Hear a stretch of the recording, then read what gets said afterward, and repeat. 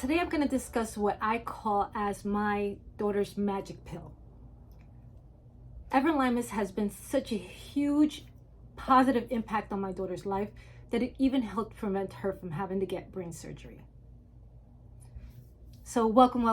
If you are new to my channel, welcome back. If you are a seasoned subscriber, on Mondays I do videos all about my hobbies, fashion, accessories, skincare, stuff that I do to keep my mind off of all the medical emergencies in our lives.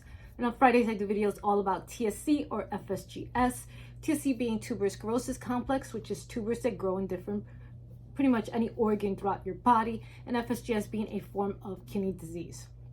So if you're interested in either or, please hit the subscribe button and hit that little bell so you can be notified on all of my latest videos. Also, please hit that like button. I could definitely use the support of the algorithm gods, and comments, let me know your journey. And let's get started. So Everolimus is it's pretty much used to treat like advanced late stage cancer tumors or non-cancerous tumors such as kidney and breast cancer, or SEGAs, which is what my daughter has. She has a tumor in her front left lobe of her brain. It's called a SEGA. So the reason it's called the SEGA is because it's such a giant, it's like a giant cell tumor. And the issue that she was having was that it was continuing to grow, so it wasn't stopping. And for the past, I think about 3 to 4 years, she's currently been on a medication called Everolimus.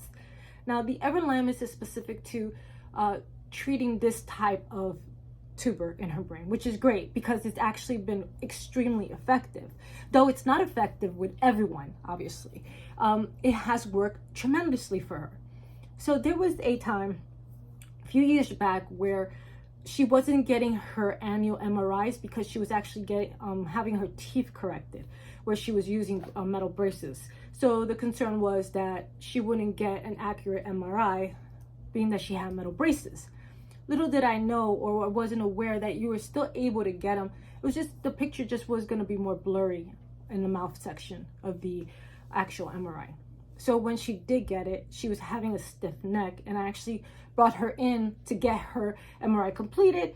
And with that came a huge surprise that her tumor had grown tremendously to the size of 3.85 centimeters, which was terrifying. We were in the process of getting set up for her to have actual brain surgery. That's how scary the situation was. We went to see the actual surgeon, and I had researched before I went in to see him, and I was trying to find out, is there a medication that can help with this tumor? So I was doing a lot of research and understanding, the impacts of brain surgery on her, the impacts of other treatments or other ways around this. Was there a more of a non-invasive form of addressing this huge tumor in her brain, which was terrifying. So during our discussion, the surgeon had mentioned the same medication that I read about, this medication called Everolimus. Everolimus has definitely been a game changer for my family. She started on the 7.5 milligrams. They come almost like, I forget the name of that medication, but the ones that are in a pack like this.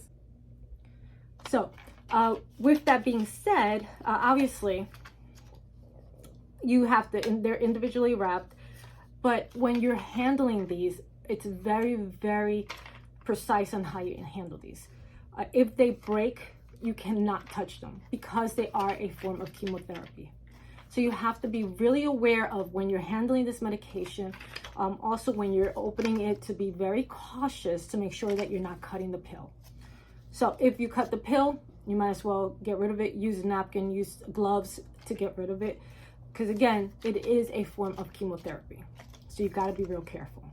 Now, what I do, I'm not going to open them obviously, but what I do for her specifically, because the medication is a chemotherapy, it can cause blisters in the mouth. When she first started on these, she was having a couple of incidents where she was having blisters in her mouth. So what I do now is I cut little marshmallows, the baby marshmallows or the mini marshmallows, and I actually stuff the pill inside the actual marshmallow, and she's able to swallow it whole with no issues.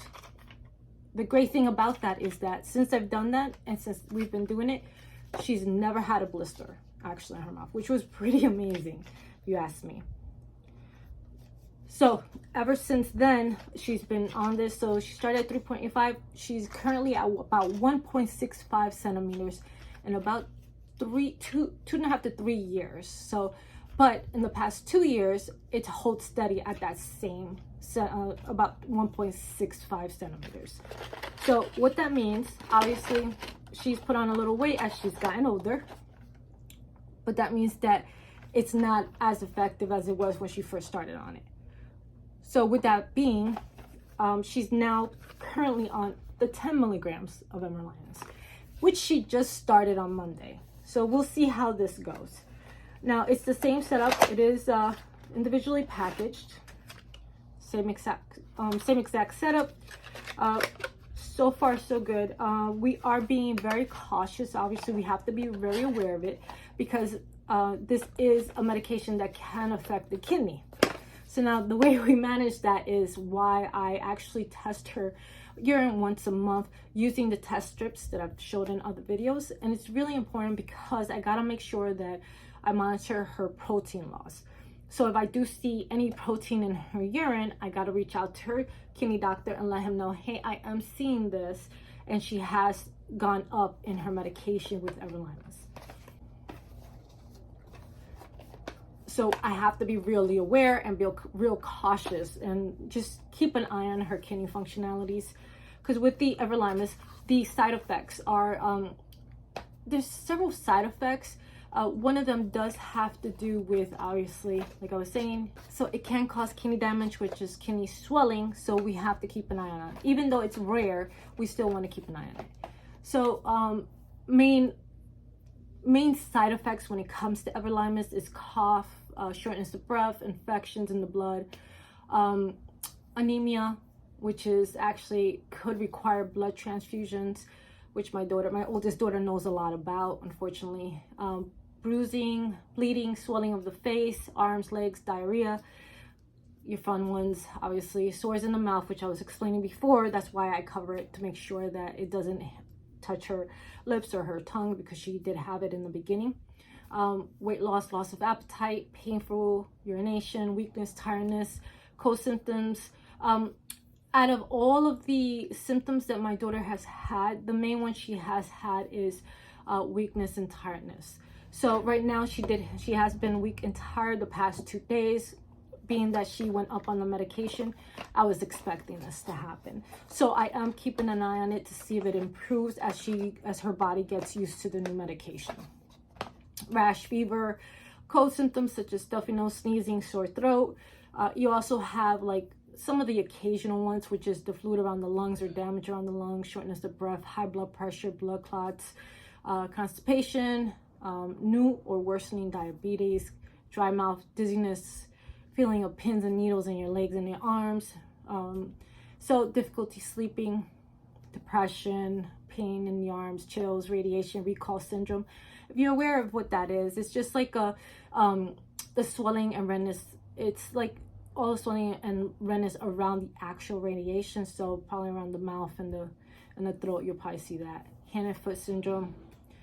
It actually causes redness or peeling of the palms and soles, itching, dry skin, acne, changing nails, swelling and redness of the whites of the eyes and eyelids.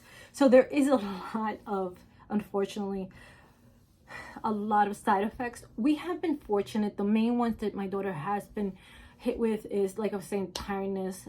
She did get a cough, not really a cough, more of like a stuffy nose, weakness in her throughout her body, her legs, her arms. Very common, one of the symptoms that are very common and what she had when she originally started on Everolimus. So stuff to look out for. So we go back to, I just wanted to make sure that, you can always do a lot of research on this. Please note that I am not a doctor, I'm not a nurse, don't have a degree in the medical field or have worked in that medical field ever. This is all real life experiences and stuff that I've done as a mom, and I've experienced under all these extreme circumstances where having 2 kids with tuberous sclerosis complex as well as kidney disease, I've had a lot of experience with these unfortunate events, which I wish I didn't. But it's the bottom line is that I think that getting this information out there so that you're able to understand what we did, and maybe you can even take that step as well. This medication has worked for us. It doesn't mean it's going to work for you. There are instances, obviously, where it's not as effective. I will keep you guys updated as to when her next MRI is. I believe it's in January. So once she gets that MRI, hopefully we will see some reduction in the tumor again. Because from what I'm reading, this medication can actually pretty much shrink it to nothing. So if that's the case, maybe it can help her with her brain function as far as like her overall, just her slight learning disability, you know, so we can see some improvement there. And that's enough for me to keep trying. I'm super excited because I do see some improvements here and there with her. You know, she's a sweetheart, a sweet kid, but she struggles obviously with her homework sometimes, and more her schoolwork.